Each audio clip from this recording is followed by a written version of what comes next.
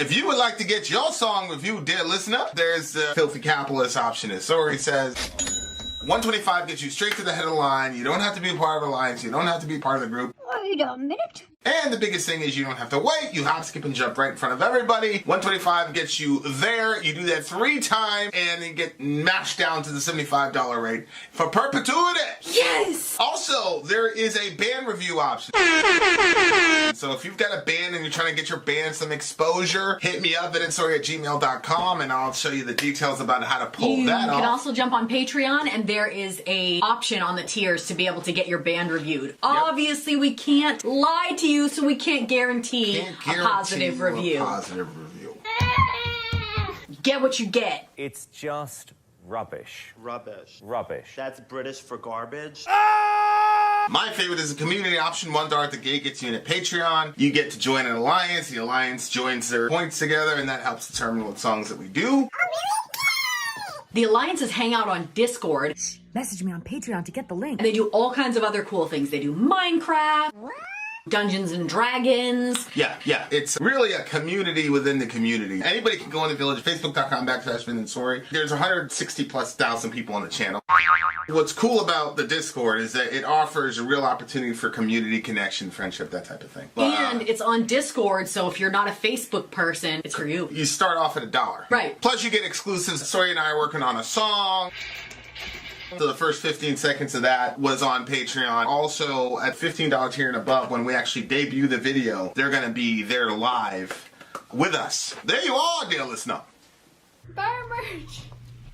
Buy our merch indeed. A child shall lead them. To buy our merch. All right, guys. This is a alliance stream. So if you're part of an alliance, it's $1 a month at the beginning, starting out anyway, and you get a bunch of really cool perks. But one of the perks is that, boom, here we go. This day is dedicated to that. Okay, so this is Anarchy 99. Yep, the leader of this one is Negative Vibes. Yes, Negative Vibes. Anarchy 99 is the one. Doesn't Anarchy 99 have the most revolving doors for leaders? Is that true? I don't know. It's switched quite a few times, I think. Yeah. Shout out to Negative Vibes, though. Yep. Møl Serf is the title and the band. A99's bracket was as varied as one might expect, with everything ranging from indie rock, funk, hip hop, jazz, and just other. The winner of which falls mostly into the latter category. This was Kellendross's pick. I just had to say, because a blend of post-rock, shoegaze, mellow death, and a touch of hardcore. Møl's, if I'm saying it correctly, 2021 release Diorama is a very fitting pick for Anarchy 99's top offering of the year. Anarchy 99's winner of the Album of the Year tournament is Møl Serf. I feel like it's not Mole. Yeah, it's probably some pronunciation. Where's those lyrics? Is the lyrics right there? Loving it already. Where?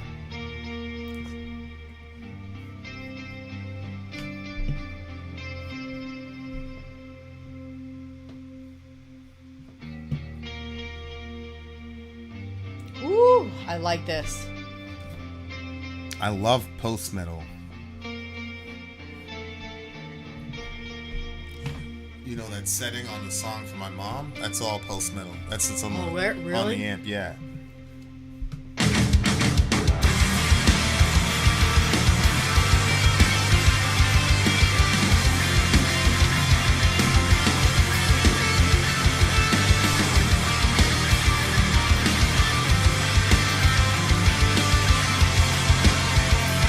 It makes me feel alive.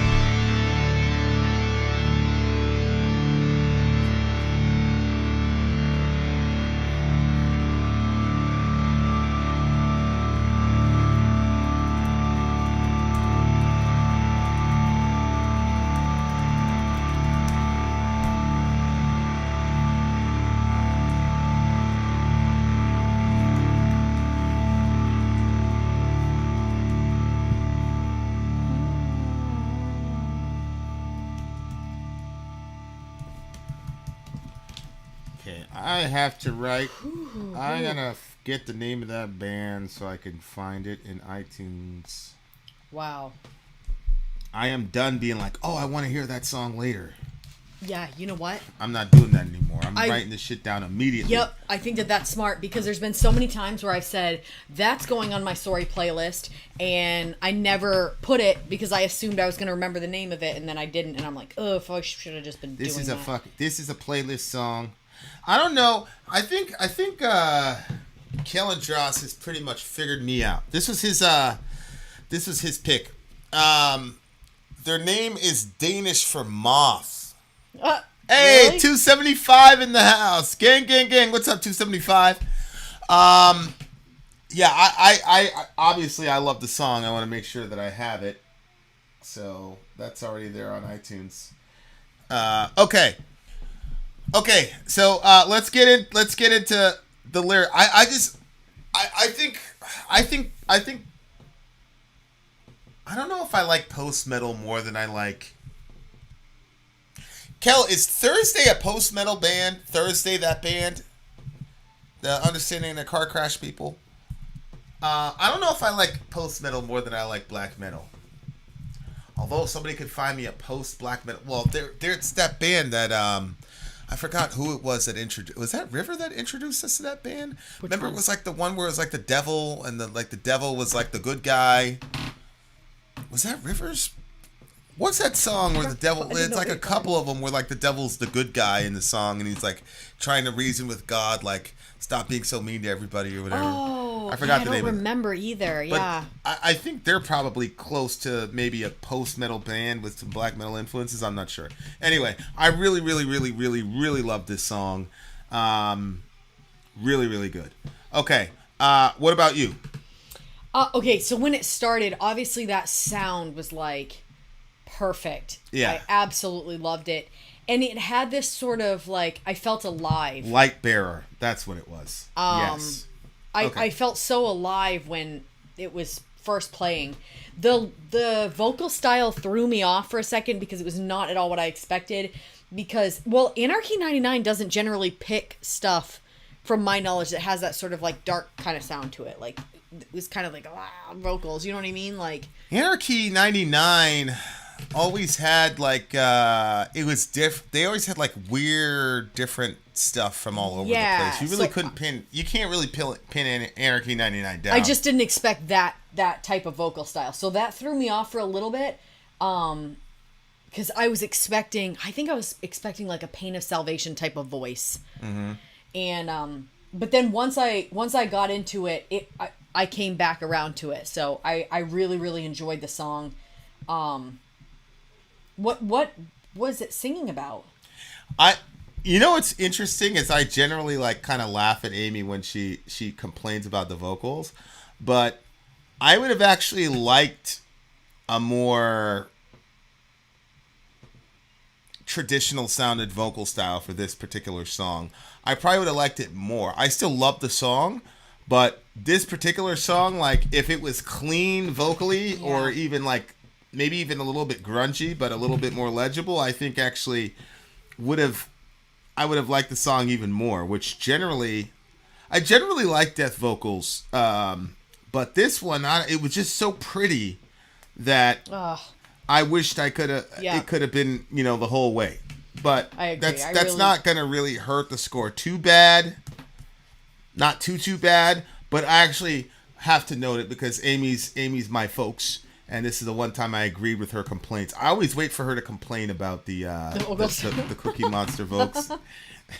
Or what she call it, the barfy vocals. Although she hit me up one time, she's like, get me a heavy barfy song, because she was in something, like it was like some competition or whatever. Yeah. And I suggested a song, and she won.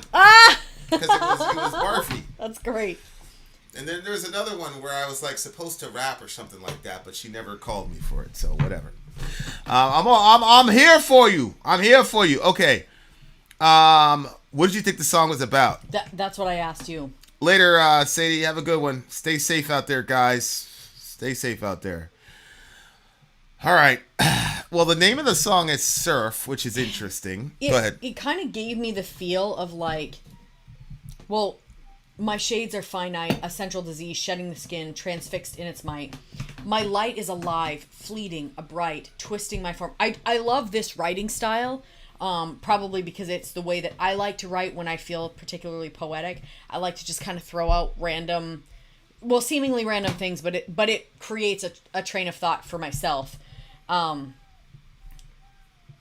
felt like today when the babies were in bed and you took everybody to the park to play basketball, I was like, I would love to have some time for some art, but I was doing a form of art. I was working on your music video. Yeah, I'll be very interested to see. Patrons, our first ever music video is in the cutting room floor. Yeah, I was like, honestly, when I was working on it, I'm like, I want amazing equipment. I'm working with some subpar stuff here. And you're so good. It was like, anyway. So, yeah, so just change your color, symbolic rights with no meaning. You are changing your color, a guiding light, void of meaning. Like, I don't think that I have the proper interpretation for this song, but like this, It's interesting. It's change your color, right? Yep. Then you go down, it's change your color. Yeah. You're changing your color. That is interesting. to me, it was just like I might have, Dan.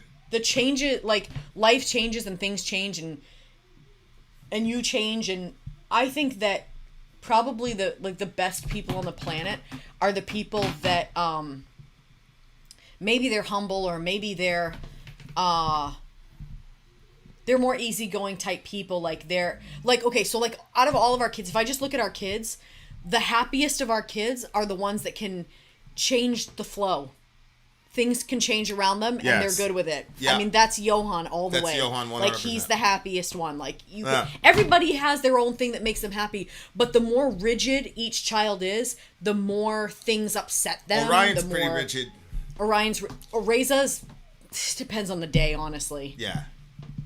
You know, but at the same time, like Johan, he gets joy from a lot of little things. But if you buy a gift for Johan or you buy a gift for Dorian and you nail the gift with Dorian, there's a lot of joy in that gift because you nailed it. You know what I mean? Because it's not a bunch of things that makes him happy. It's specific things. And when you nailed, I don't know. So I was just, you know, to me, it was like thinking about changes and like that. I was talking to a person that has a lot of difficulties, and their big thing that they're working on is balance, and not only looking at all the negative and all the stuff that will end up dragging them down. And they're in a very difficult situation. They have 2 children and both of them have a terminal illness. So like I kind of think that when you're in a situation like that, you are forced to deal with stuff, and you are forced to either decide, like, are you going to live out your days in misery? Because if you are, you're going to create a miserable existence for these kids. So if you can't get over the fact that you're so hurt and upset and angry that they're in that situation, then, you know, you're going to make their limited days. So, you know, so it forces you to deal with it, forces you to become balanced, and forces you to look at the other side of things and try to find, you know, some positivity in the midst of something that's not, you know. But like, my light is alive, fleeting, a bright, twisting my form as the pressure increased. Again, to me, all of this was, I can't even describe like the meanings of this one, but it just, rampart broken away, fractured from your world and your ways. I'm living on, but it's eating away my dismay. I don't know. To me, I feel like this could just fit on everybody's life, and I feel like there's parts of it that everybody could relate to. But is there some political thing I'm missing here? Well, no, but I mean, I do think when it says change your collar, symbolic rights with no meaning, that obviously, you know, that the priest That's literally, I thought of that has too. that Yeah. collar. But it's like, I guess the person has gotten to a point now where it doesn't have any meaning for him, or the person is observing that this priest like isn't believing or following, it doesn't really believe it anymore. So it's basically like, man, change your color. Like, this thing has no meaning anymore. You're changing your color, a guiding light void of meaning.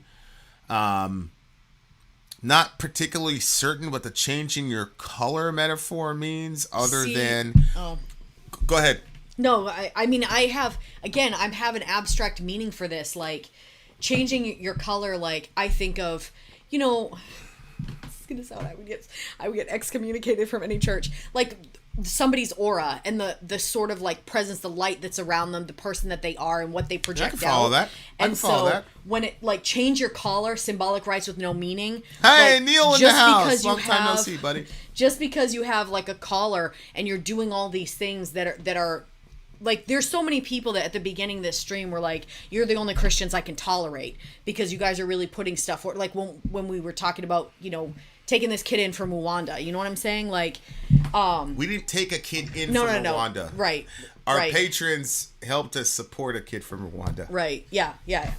I forget that. Just don't want not people everybody's. thinking that, not everybody's. I feel like everybody that was here already knows what I'm talking about. But yeah.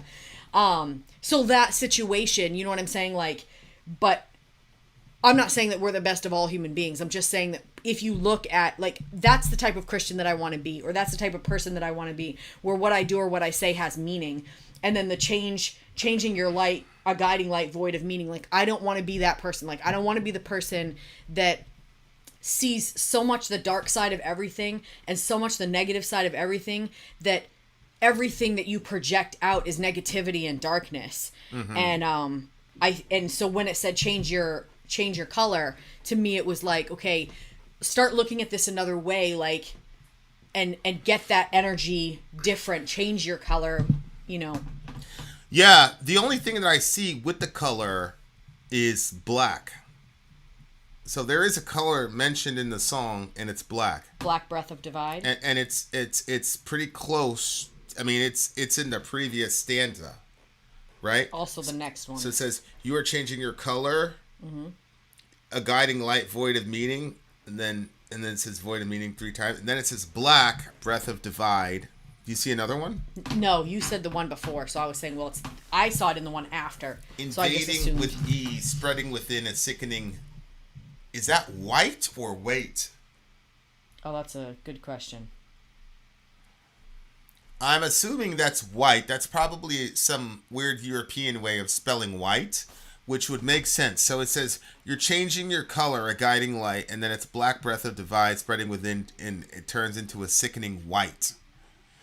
My light is alive, etc., etc. So I think if you look all the way down, it says, rampart broken away, fractured from your world and your ways. I'm living on, but it's eating away my dismay, my dismay. Changing colors, symbolic rights. So I think it's this person is saying, look, I've seen your little world, your belief system, whatever it is, and it's meaningless. You should get rid of it. But whether or not you're getting rid of it, I'm getting rid of it because it has no meaning and it has no value.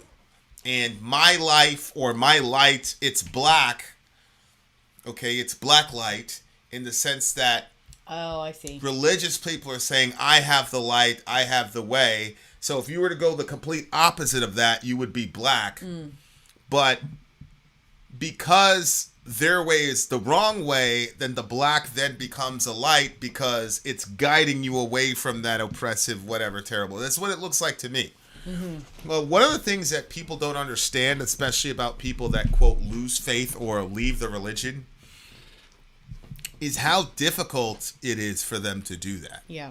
Like, people think there was, you know, like a year ago, 2 years ago, we had like a string of very famous Christian musicians that all like said, I don't believe this shit anymore, blah, blah, blah. And of course, people started attacking them for doing that. Mm-hmm. And then people started saying, why do you have to say it out in public, blah, blah, blah. And I'm like, well, when they were sharing their faith in public, you didn't have a problem. Yep. So they're going through a crisis of faith, or they get to a point where whatever, I mean, I don't know. I talked about this yesterday, but a giant report from the Southern Baptist Convention came out, and you had hundreds of instances of guys that were dead to rights, like caught, admitted they did it, molesting kids, abusing women, whatever. And we I'm not part of the SBC, but I'm a Christian, so I'm not doing that bullshit. We moved them all around. Okay? How much of that do you expect people to ingest when you're their leadership? Yeah, I mean, we've always kind of had our own thing with God from the get-go. Right. We didn't get our faith from other people. I didn't even get my faith from my parents. Yeah, Neither did you. I don't think I did either. So it's easy for people like us to be like, oh, but if you got your faith from these leaders and you can't separate your faith from the religious leaders, and then you hear all this shit, and on top of it, they told you that Adam and Eve were riding dinosaurs and shit, and then they go to, 7th grade biology. All of that shit conspires together. It is very difficult for people to say, I'm done with this. And it's terrifying. Mm-hmm. So maybe have you even considered that maybe these people are doing this out in public just because they don't want to be alone and they're scared of the new world they're in? Has it ever even occurred to you? Nope. It's just, they're horrible. They're recruiting for the Antichrist. They woke up and decided they didn't want to be a Christian anymore. No, usually it's pretty traumatic for people. Yeah. Usually people have a very, very, very hard time. Yeah, and I think the other thing too is that as a Christian, like part of our faith is to be, honest and upfront, blah blah blah. So you wanted these people to be honest and upfront, but now all of a sudden that they're questioning the faith, you find it uncomfortable, and now you want them to front like they're not having an issue. Correct. No. Correct. No. And so, honestly, a lot of people went through that crisis of faith, and I saw lots of people going through it. And at first I had judgment for them. And then after a while I was like, wow, that's really honest of them. And then when I went through my own kind of crisis and difficulties, I kept thinking about, I thought about the people that had come before me that I had judged when they were going through theirs. And I'm like, wow, I can't believe I judged them in that situation. Like... I mean, yeah. I mean, I get it, but you're not taught in evangelicalism how to deal with people like that. No, it's really looked away from because I think people feel uncomfortable. Yeah, what the issue is? I'm completely convinced of. Those people are not secure in their own faith, and they take the fact that everybody around them is going along with it as they're getting the affirmation of their faith from the fact that other people are doing it. So then when somebody says, nah, I'm not seeing this anymore, then it makes them insecure. And instead of dealing with their own insecurity, they go after the person and they berate them or whatever and say all types of crazy shit to them and about them to make themselves feel better, which I think was... I don't know if you saw this or not, because we're usually in and out of consciousness when we're watching that show, but there's a show where there's a really religious guy, and he won't come to terms with the fact that somebody did this horrible thing who was a Christian or whatever, and he's like, they were never a Christian, they were never truly a Christian, blah, blah, blah, this could never be, and he just could not accept it, that Christians did this. It's no commentary on you and you see this a lot with Christian parents. I didn't realize this until I was talking with an atheist guy. We were going back and forth, and he basically said, don't cycle this video. And, everybody knows I'm a little bit of a jerk. I'm like, what's the problem? And he told me, he said, my parents don't know. Mm-hmm. This kid was 28 years old. People have actually said this a couple times. 28! But the thing is, if the parents could, stop and friggin' chill, they would realize that child that called himself an atheist was having a conversation with you about religion. So he wasn't completely closed off to any and all forms of religion. That's why he was having the conversation. So nobody's going to sit around and argue with you whether or not Santa Claus is real. Nobody's going to take time for that. Yeah. But they did, because I think that there was still something within him that was kind of like, maybe, but I don't know. I've seen a lot of bullshit, And then, he's having that conversation. I'm like, wow, it'd be so crazy and so awesome if his parents could just celebrate this and have an understanding. We saw our kids going through, not all of them, but, Johan never did. No. Johan, my God. Yeah. But, they, one of them was saying Dorian this part of the Bible is worthless. He was saying Dorian never went through a crisis of faith. Dorian just doesn't know any better. So he was in church and he's like, yeah, the Psalms are worthless. He's worthless. He liked Paul. he liked Paul a lot, but he's like, the Psalms are worthless. And I remember being like, okay, well, you came to me, you're like, he's saying that the Psalms are worthless. She was terrified. She was terrified. She's like, honestly, I think I was afraid that like lightning was going to strike him or something like that. I said, well, like, what happened? You can't what say did that do? about the I thought he scriptures. gave a kid an eye jammy, and you're like, wait, I'll bring him to you. So she brings him to me. I'm like, what's good, Dora? What's going on? He's like, I don't know, Father. I just told Miss Sori that the Psalms were worthless, and then she had this big reaction. I was very worried. I'm like, this is not. You can't say that the Bible's worthless. But then that was the beginnings of like letting people say what they really think. How many Christians have read through Leviticus or Numbers? Honestly. I'm pretty sure that's probably what you said at that time. Most Christians believe that there's chunks of the Bible that are worthless. Like, Yeah, but I believe all of it is great. You shouldn't be that honest out loud. Yeah, you shouldn't be that honest out loud in church. You should lie. You should lie. Let me show you my horrified pull face the wool and don't over do that. God's eyes. Oh, man. Anyway. You should pull the wool over God's eyes and not let him, whatever. But, I don't care, man. That's their business. That's between them and Allah. Oh my gosh. I'm so glad that we ended up doing that. My job is to be a consultant. Yeah, because now they say what they want. They say what they feel. It's funny because one of them came to us the other night and they were basically like, negative. Here's you the keep problem. your blasphemy to yourself.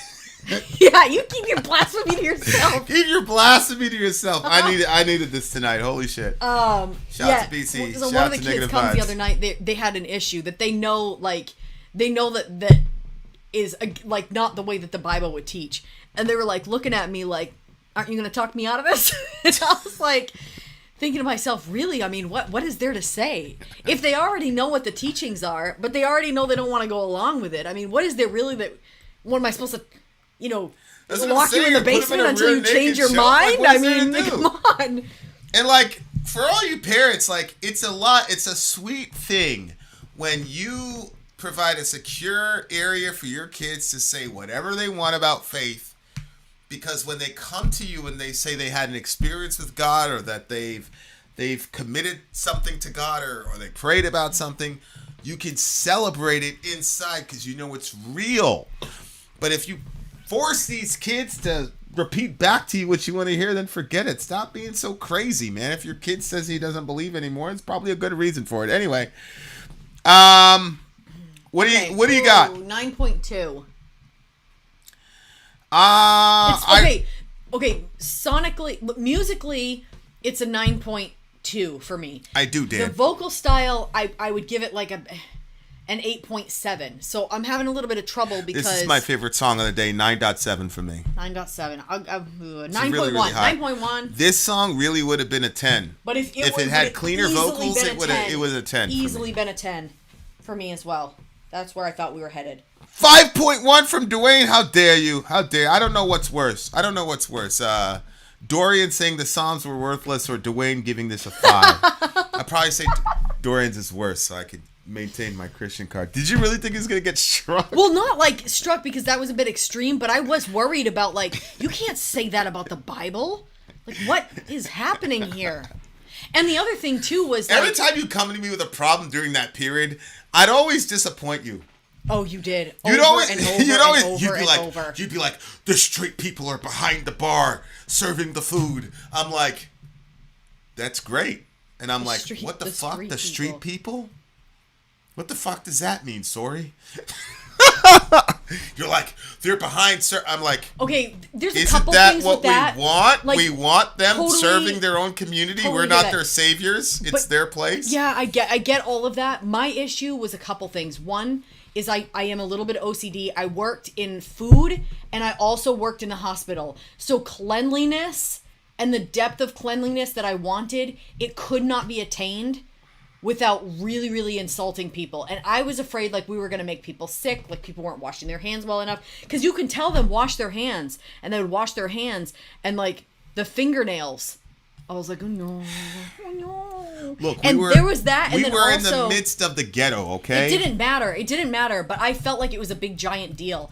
Everything felt like a big giant deal at that point. Instead of just being like, wow, this is so crazy, these people are back here and they want to help serve their community. I couldn't see that. I was worried about the fingernails. And the other thing that I was worried about was, I like, just one time, felt like you just had the typical evangelical missionary mindset, which is go in there and turn the natives into you.